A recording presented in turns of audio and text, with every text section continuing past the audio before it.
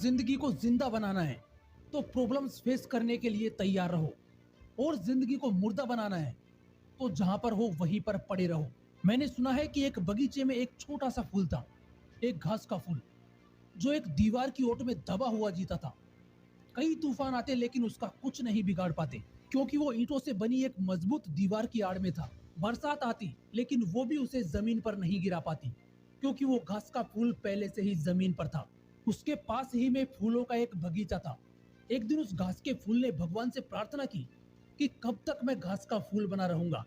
अगर आपकी थोड़ी सी भी कृपा मुझ पर है तो मुझे गुलाब का फूल बना दो। भगवान ने उसे बहुत समझाया कि तू रहने दे, तू इस झंझट में मत पड़।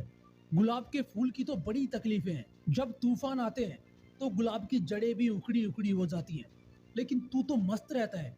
जब गुलाब का फूल खिलता है तो वो ठीक से खिल भी नहीं पाता कि कोई ना कोई उसे तोड़ लेता है, लेकिन तू तो सुरक्षित रहता है। और जब बरसात आती है तो गुलाब की पंखुड़ियां बिखर कर जमीन पर गिर जाती हैं।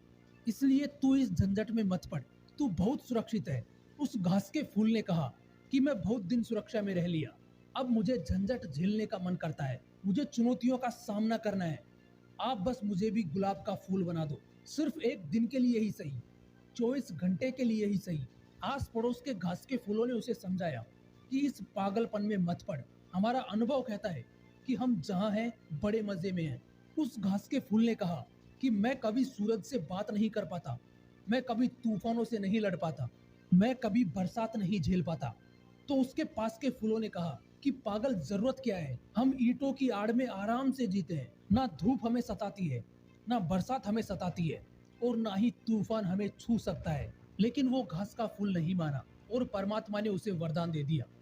अगली ही सुबह वो एक गुलाब के फूल में बदल गया, और सुबह से ही उसकी मुसीबतें शुरू हो गई। जोर की आंधियां चलने लगी, जड़ें उखड़ने लगी, नीचे जमीन पर पड़े उसकी जाति के फूल कहने लगे, देखा पागल, हमने पहले ही बोला था, अब पड़ गया ना मुसीबत में।